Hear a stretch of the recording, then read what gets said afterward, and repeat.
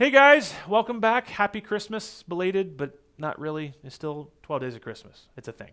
Um, by the way, this is the second go of this, so I made that much shorter, and I think Randy just tricked me into thinking there was an issue, so I would cut it shorter.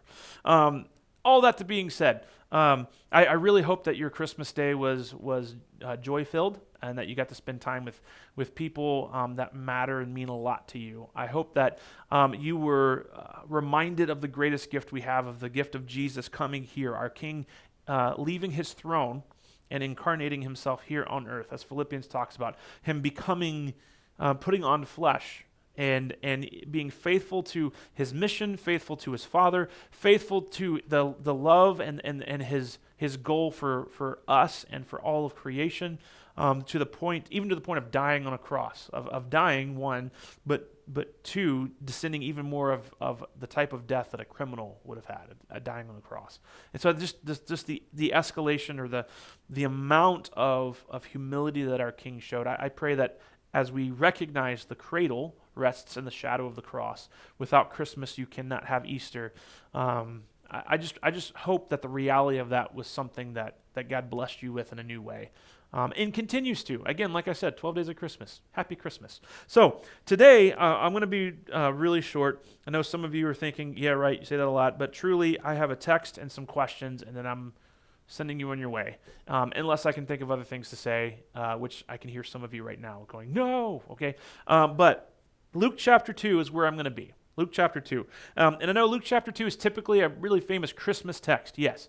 But we're going to look not at the first half, we're going to look at the last little bit. And yeah, I know the series is some Jesus said. Technically, there's something that Jesus says here in this text, which is why we can do this, and still call it Jesus said. But this also aligns really well with the church calendar and the lectionary of what follows. And so this event takes place a little bit past his birth, okay, when Jesus is a young boy. He's in the temple. And we're just going to pause. We're going to just kind of zoom in on this time frame. There's not much that we have in Scripture of this time period of Jesus' life.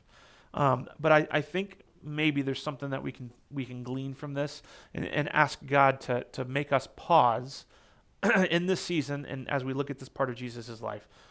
And that's my prayer, that he has us pause and consider something new. So, Luke chapter 2, verse 41, let's jump in. Verse 41, every year Jesus' parents went to Jerusalem for the festival of the Passover. When he, talking about Jesus, was 12 years old. So, some time has passed. 12 days of Christmas, 12 years of Christmas. I like the sound of that. 12 years of Christmas, baby. Anyway, sorry, I digress again. When he was 12 years old, they went up to the festival according to the custom. After the festival was over, while his parents were returning home, the boy Jesus stayed behind in Jerusalem, but they were unaware of it. Thinking he was in their company, they traveled on for a day. Then they began looking for him among their relatives and friends, and when they did not find him, they went back to Jerusalem to look for him. After 3 days, they found him in the temple courts, sitting among the teachers, listening to them and asking them questions. Everyone who heard him was amazed at his understanding and his answers. When his parents saw him, they were astonished. His mother said to him, "Son, why have you treated us like this? Your father and I have been anxiously searching for you." "Why were you searching for me?" he asked. "Didn't you know I had to be in my father's house?" But they did not understand what he was saying to them. Then he went down to Nazareth with them, and was obedient to them. But his mother treasured all these things in her heart. And Jesus grew in wisdom and stature and in favor with God and man. Now, here's what I want to challenge you guys with, and myself with, to do this week as we look at this text. This is a weird story, just is. Okay, like it's almost, not quite, but it's almost like you go into a store, losing your kid in the department store, and then having to find them. Okay, not that that's happened to me. Just saying. Okay, but it's the age, the classic age-old example: parents lose child, parents freak out, parents search for child. Child is sitting before teachers and impressing them. That wasn't your story? Never mind. Okay. So anyway, this is what's happening. Okay. And so I do what I think is really cool about this passage, though, is that it is included. Now, 12 years has passed since Jesus' birth. We read about that at the beginning part of Luke chapter 2. Okay. We also get 8 days with the circumcision and the presentation at the temple. And then all of a sudden, boom, 12 years later, here we are. Okay. What's interesting is that at this point in time, as for the Christmas, for the first part of chapter 2, we celebrate what I said earlier. Jesus himself has incarnated himself. God has become man. Emmanuel, God with us. That's what we celebrate. But here in the second half, when the lights have dimmed, the star has faded, the wise men have left, Christmas has kind of faded a little bit, there's still more to learn. There's still more to recognize with this. And so I want to kind of shift the picture a little bit, okay? Because this passage that we're looking at shows Jesus, again, like I said, there's not much that we have, but it shows him at an age of 12. And at the very last verse, it just shows a glimpse of how he continued to grow, not only in wisdom and stature, but he grew in favor with God and man. What I also find interesting is the exact words he says. Verse 49, why were you searching for me? Okay.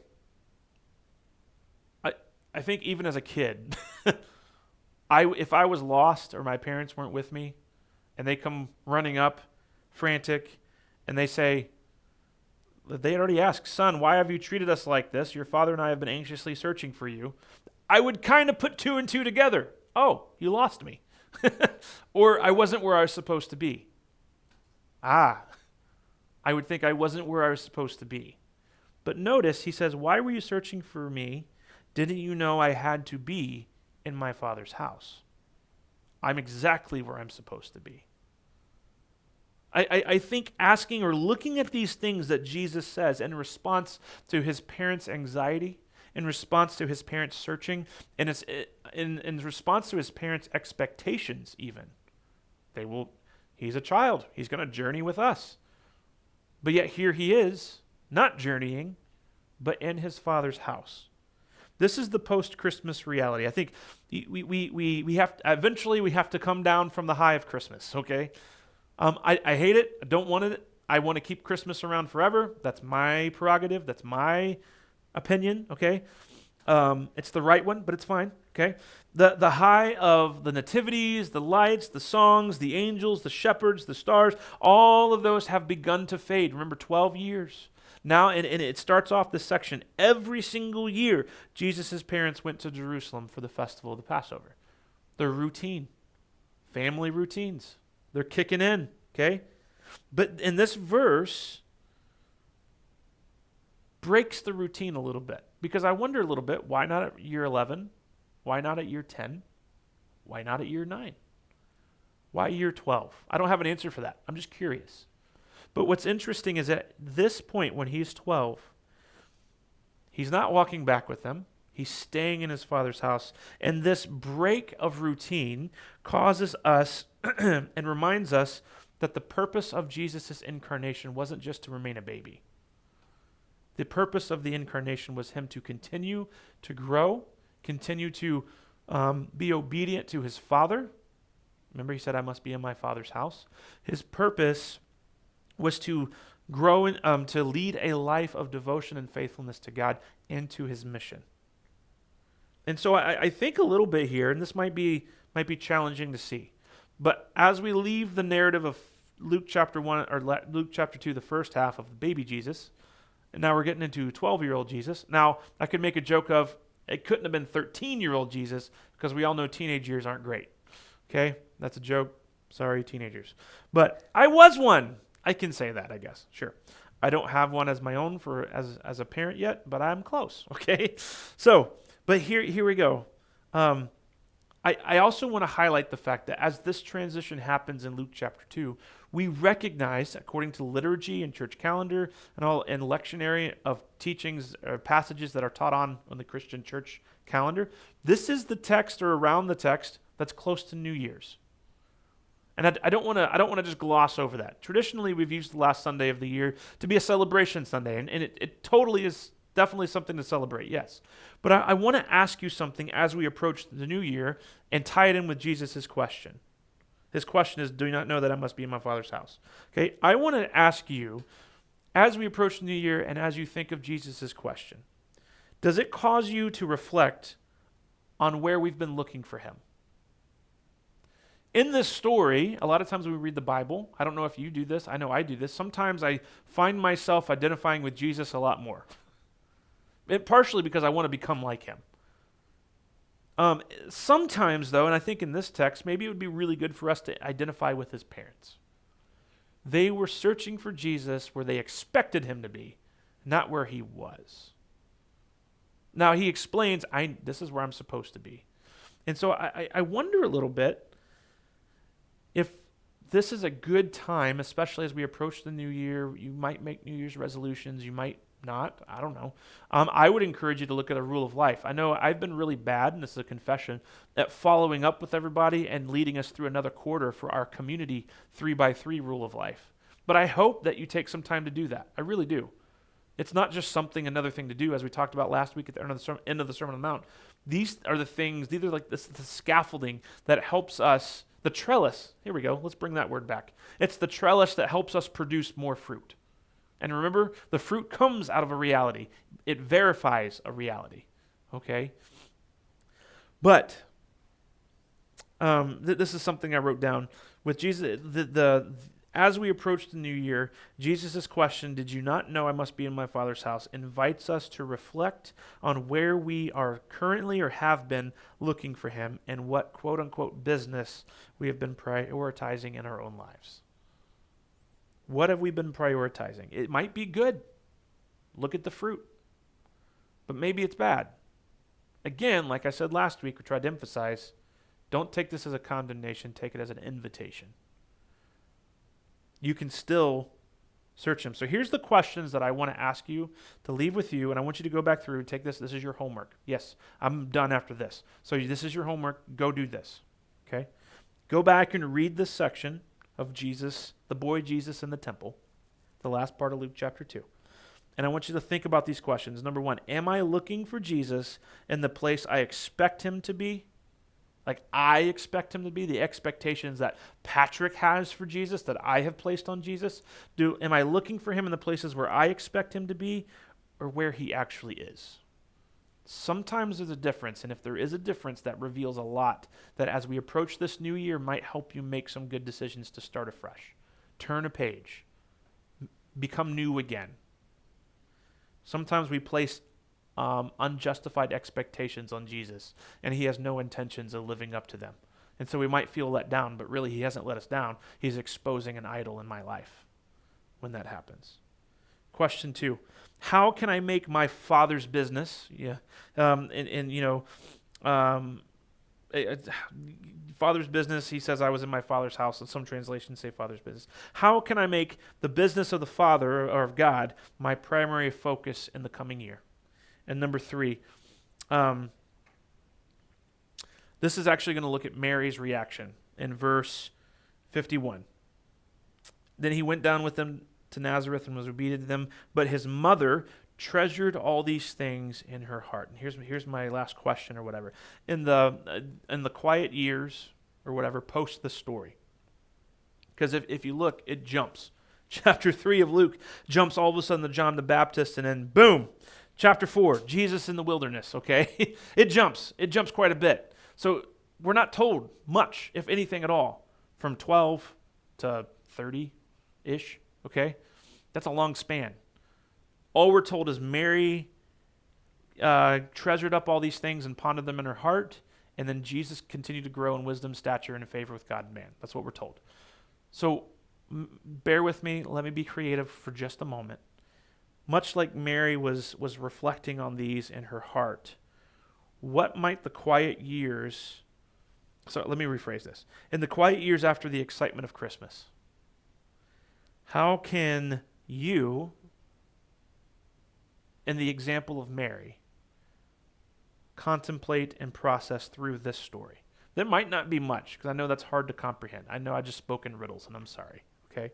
But as Mary was, hey, we're searching for you. Why'd you do this to us? Where you been? The response is, I'm where I'm supposed to be. And she had to process this.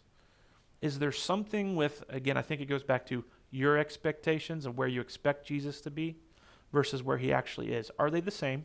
Are they different? And what is God asking you to recognize? What is he wanting to reveal in your life with that? If that confuses you, just do the first two questions. I'll read those again. Am I looking for Jesus in the places I expect him to be or where he actually is? And number two, how can I make God and his mission to advance his kingdom, how can I make my Father's business my primary focus in the coming year? Maybe this is weird for you. I think it's kind of fun to sometimes look at texts in a fresh new light. But I really do pray that God uses this to reveal some encouraging things and lead you on a journey with him, especially as we enter into this new year together. So let me pray for you, and I'm done. God, we thank you so much. Thank you for Jesus. Thank you for his example. Thank you for the obscure text sometimes that we're like, why is this in here? But God, I pray that you use the obscure text, that you use things like this to mold us, to teach us, to encourage us, to lead us further into the direction of Jesus and to become more like Jesus. And so, God, I ask for every person who's watching this right now, may you instill within them an excitement for the new year, for a desire to seek you, not seek what we think you are. Help us to pursue the true Jesus where he actually is and not our own Jesus where we expect him to be and become. Father, shed us of all the things that aren't of you. Mold us, purify us, give us more of you and less of us. I pray a blessing on everyone, and I pray that you show up in a really powerful and palpable way. It's in Jesus' name I pray. Amen. Happy New Year. See you guys.